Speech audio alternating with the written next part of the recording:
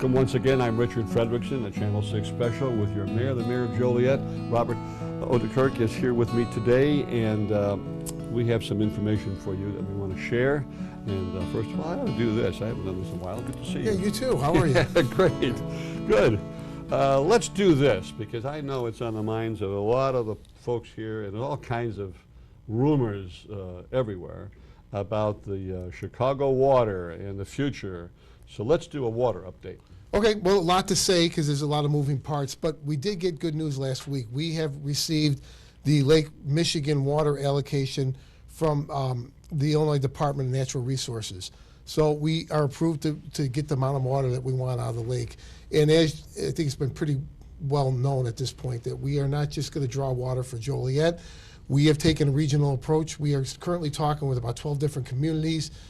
So there's going to be more than Joliet drawn off of the system, but the idea being that others in the region that are on the aquifer that have to get off like Joliet does, there's going to be water available for everybody.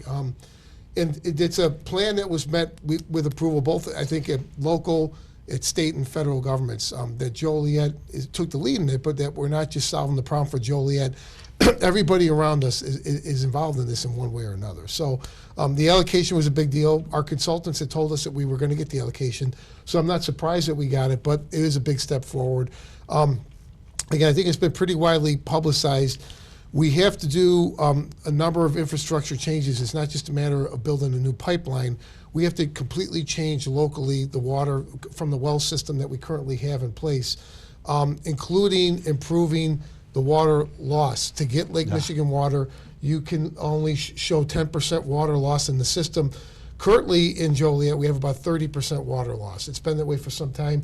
It's the water mains that break every year or several times a year. So we are redoing every water main in the city. We are getting rid of all the lead pipes in the city. So it's a comprehensive project. But that alone, the idea that we're losing about a third of the water that gets pumped and cleaned is lost in the system is something that probably should have been addressed a long time ago, but we are doing it now. So very excited about where this is going. The communities and your communication with those communities, pretty much on the positive side, and you're getting some negative feedback of people saying, oh, we can get our water from the Illinois, or we can get the water from the DuPage River, because you do hear people say, well, why don't we just go to the Illinois and the pipeline there, or right to the DuPage? I think I know the answer, but... Well, we did about a 2-year study. I had the Water Commission that I appointed. They met every month for years. We had joint meetings with the City Council through the process. So all those options were considered. It was a unanimous vote on the committee to go with Lake Michigan. They recommended the Hammond option, and then it was a 7-1 vote on the City Council to go to Lake Michigan for the Chicago option. I think they both were good options. They both were on the table. But yeah, it was pretty apparent for a lot of different reasons that the river options were not either going to work or would not have been good options for a lot of different reasons. So it gets pretty technical. But I do think, as was said before, the Great Lakes are the largest source of fresh water in the entire world. It's 40 miles away. I think Joliet would really have sold itself short if they tried the Des Plaines River or Illinois River or the Kankakee River or some of the other options that were out there. Couldn't agree more. I wonder if someday will come, well, I will not have to ask you this question.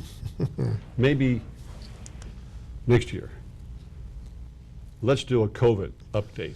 Well, yeah, quickly, things are still going well as far as compared to where a year ago. About a year ago now in October, there's talk about shutting things down, and there was a second shutdown. City Hall was closed a second time. Businesses were shut down. I have not heard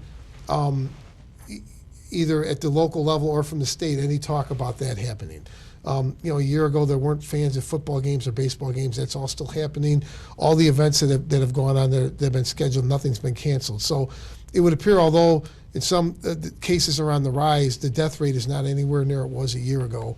It seems like as a society we're starting, I don't want to say come out of it, but we're working our way through this. So we continue to follow the mandates that we get from Springfield. As I said before, our local police don't have the authority to enforce this. These are mandates coming from the governor. It's not law coming from the state legislature. But having said that, we've always encouraged Joliet residents to follow what the mandates are coming down about wearing a mask or social distancing, those types of things. And I think, as a community, we've done well to get to this point. I don't see any reason why we're going to turn back. So hopefully, I don't eat those words in a month or two, but it would appear that things are still moving forward as they've been. Do you remember the song Kumbaya? Yeah. Well, do you have a Kumbaya with a post-Mudron 5? Yeah, well, I think it's evident, it's self-evident that what's going on at the council, the things that were happening are kind of over with. So there were a couple changes. Councilman Guerrero and Councilman Clement were elected. I think they've done a great job. They've integrated themselves well. They got up to speed with some of these big issues like the water and other things that we're talking about. So I'm happy as mayor. I'm happy that we're not dealing with that garbage anymore. I'm happy that we have a city manager. I do think Jim Caparelli's done a great job stabilizing the city, stabilizing things at City Hall, and working to stabilize what was happening on the police department. So I think there have been, in the last 6 months, a number of positive steps, and I don't expect, again, to go backwards on any of that either. Good. And just a side note here, I thank Pat Mudron and his wife for working the Tunes and Brews. I think they did volunteer work at the Joliet Park District Foundation that night, a couple weeks ago, for Tunes and Brews. Pat and I were loading canopies on carts and tearing down the event, but the event was a great success, and thank you, Pat, and others who volunteered, and of course to the board for the Joliet Park District Foundation as well. I took a trip out to beautiful downtown Morris a few days ago and passed by an area that's going to be probably world-renowned, and that is the Lion Electric vehicle manufacturer. Tell me about that. We know a little bit about that. Tell me the rest of the story. Well, it was a great success story for Joliet. It's a electric car manufacturing plant. So we have manufacturing jobs. I believe the number was around 1,500, maybe more, that were coming to Joliet. These were jobs that were averaging somewhere between $70,000 and $80,000 a year starting pay. We're very excited. We do think we're at the tip of the spear with the electric cars. It appears that society is moving in that direction. They are still building out the facility. I was there with the city manager about a month ago. They had representatives from Canada that were in town, and they showed us the progress they've made. They're still building out the warehouse, the manufacturing plant. It's a huge facility. I'm sure at some point we'll all be up there again when they do their grand opening. They are not hiring yet, but they are taking job applications. I have the website here, which I'll give to you. Maybe you can put it on. We'll put it up there. Yeah, it's easy to read it now. But it's great for our local economy. It's great. We certainly hope that it's not the last electric car manufacturer we're going to see in Joliet. I know Governor Pritzker worked hard with local officials to get this done. Lions, it came down to between a site here in Illinois and Joliet or a site in Texas. So, we saw Joliet compete and win at the national level. It's a Canadian company, but there are many places that they could have gone. They chose Joliet. We're very proud of that. Just a great win for our city in the last year. And, of course, to bring this in during COVID and with the shutdown and everything else that was going on, it was a great success story for our city. It's interesting with that project alone, and there are other projects, but I always think about the housing, because commuting from Chicago or Berwyn or wherever, you got to get on I-55 or I-80 or get on 57 to get over here. So the eye in the sky will be the future of apartments and condos in the area for housing for these workers. Yeah, I think workforce housing is a big deal. We've had issues. We've had a number of apartment or those types of developments proposed to the council over the years, and they have not been met. Well, they haven't been successful in the city council. So I know our staff is telling us that there's a shortage of apartments. There's a shortage of that housing. It's difficult to sell that in Joliet. There's been, I think a lot of people would point to some of the other apartment complexes that started out nice that have turned into trouble areas. And there's that experience in Joliet, and I think it's made it difficult. But with that in mind, I think workforce housing is a big deal. I know when Marty Shanahan was the city manager, we went out to Amazon and met with the people at Amazon. And I thought this number really surprised me, but they told us, the 2,500 people employed at the Joliet Amazon site, only 40% of those were from Will County. Not just from Joliet, but from the entire county. 60% of the employees just at that one site are coming from outside of Will County. So I'm sure those numbers probably hold true with all the other new jobs that have developed. So that's an issue. That certainly adds to the congestion on the roads or the expressways. So many people are commuting into our area to work. It's a real positive that there's so many jobs in our area. But yeah, I do think securing some of those people and having them live in our community would be a benefit for Joliet. When you compare Will County with the other counties, including Cook County, in so many different areas, this county and this city is really a leader in the state of Illinois. Absolutely. I mean, per capita, I don't think there's anything even close to what we've done in Joliet the last 5-6 years. Just a hop, skip, and jump away from the Lion electric vehicle manufacturer is another little project on Hobart Road, and it's the Hobart Bridge. And I was in that area a couple of days ago, and I can't believe the progress that's being made there. Yeah, I was on site yesterday, actually. Yeah, they're moving quick. And again, that project got delayed probably about 3 or 4 years longer than it should have. But again, that's private investment. There's an investment by the state of Illinois to redo the Hobart Road interchange and to widen Hobart Road south from I-80 to Route 6. The rest of that project is all private money. And again, I've been in Washington, D.C. meeting with representatives, and they've pointed to that project, saying this is the way forward. This is how things are going to get built in our country moving forward. The public-private partnership, it started under Governor Rauner and now with Governor Pritzker.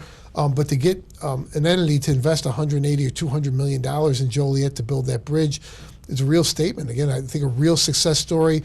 And like Lion Electric, this is something that people are pointing to, not just locally or regionally, I think throughout the state and throughout the country, that how things are getting done, and we're leading the way in Joliet. I think it's another great project.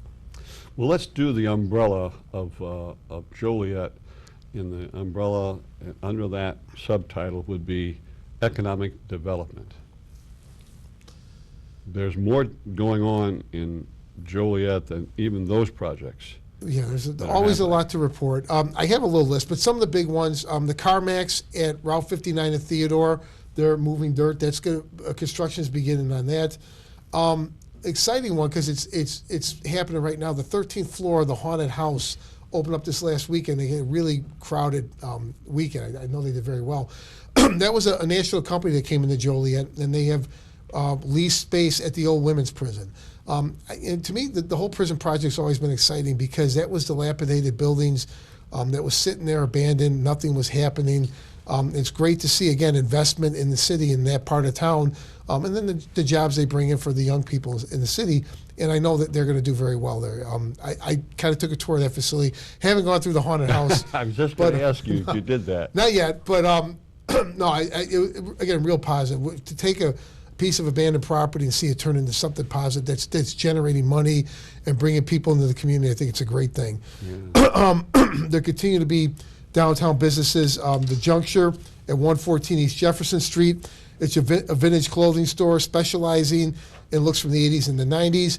Apparently, they're red hot too. A lot of young people are flocking to that area. So, again, in the area of 114 East Jefferson, where you haven't seen a whole lot of economic development, is coming back with new investment. Studio 88 at 72 North Chicago. I've been inside there. It's a photography and selfie studio. Wish them a lot of luck. Earlier this year, Artisano at 103 North Ottawa was another clothing and accessory retailer. It has a Hispanic tilt to it, but more investment in downtown Joliet. And again, like I said earlier, this has happened through the pandemic. A lot of retail has suffered. A lot of that area of our economy has suffered, not just locally, but throughout the country. But to see new investments and new things open up is great. There's developments on Jefferson Street. Obviously, the development out by the mall with Costco, and I know there's more coming. Some exciting things that are waiting to be announced. Raising Cane's is coming in on Route 30 near Chick-fil-A, which does very well. So yeah, throughout the city, the development continues, not just the big major developments to the south, but throughout the city and throughout downtown. It's really great to be part of that. You know, we were talking about housing, and it's a little different area, but it's one that we should be very, very proud of.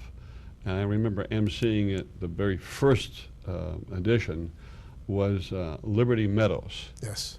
And that something recently took place out there, and that ought to be a showcase for the entire country because it's so successful. Can you address that a little bit? Yeah, again, former housing projects that were really a blight for the neighborhood, and that, that was the neighborhood I worked in as a police officer, so I was very familiar with it. To see what Housing Authority was able to do, this is the federal plan, but yeah, I don't know where it's done better. I haven't seen it done better than what we've done here in Joliet. Cleaning up that area, new housing, senior housing, workforce housing, the idea of giving people an ownership interest so they're invested in the property. It's been very successful. Those neighborhoods are nothing like what they were 20 or 30 years ago, which is a positive. And yeah, again, we're talking with the Housing Authority.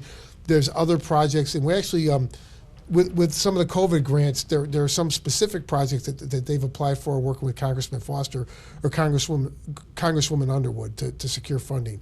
So I think in the next 6 months or year, there's going to be more announcements about some other projects in Joliet that we're excited about, because as I said earlier, there is a need for workforce housing in Joliet. Yeah, absolutely. Federal dollars coming into Joliet. How is it being distributed?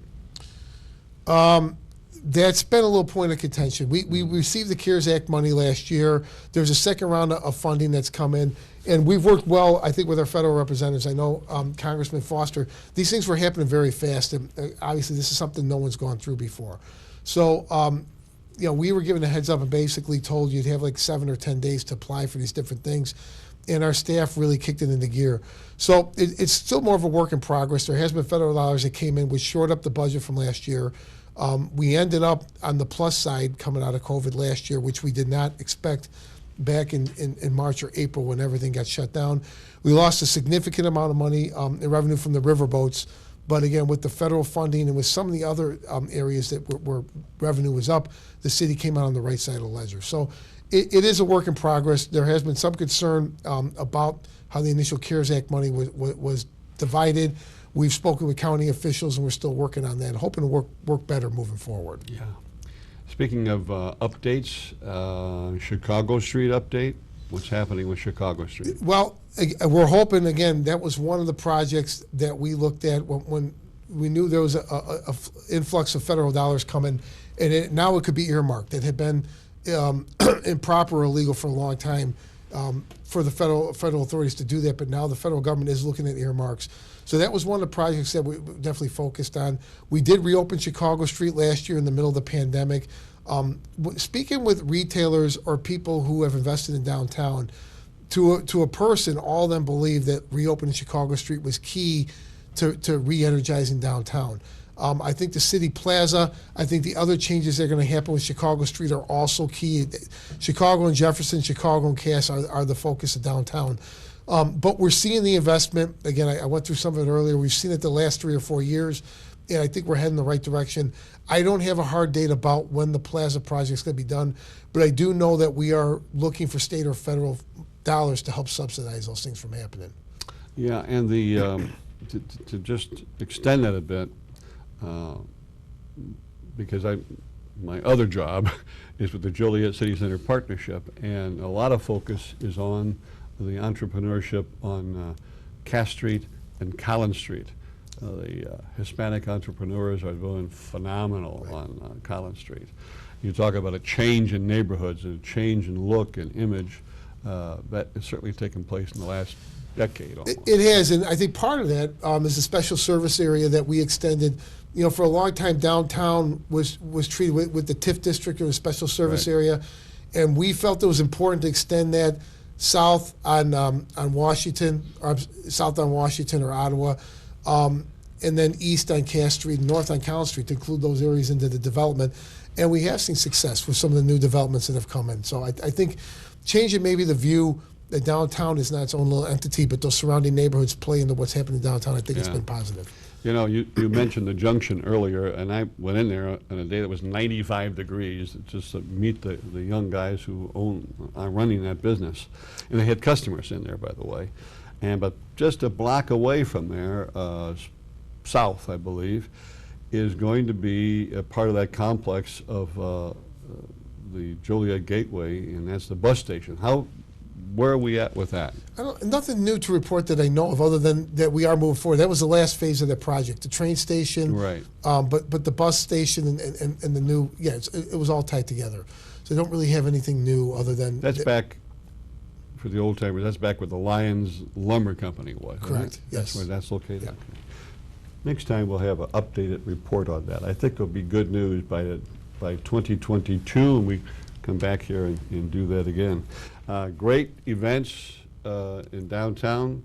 I think everyone, all the communities in Will County who have events planned from March on down, have put all their events into July, August, September, October, and even early November. Great success. Every event that Joliet has had has been phenomenal, and kudos, of course, to the Joliet Historical Museum with their prison. They did the movie last week, Right. and tourism is constantly doing well over there.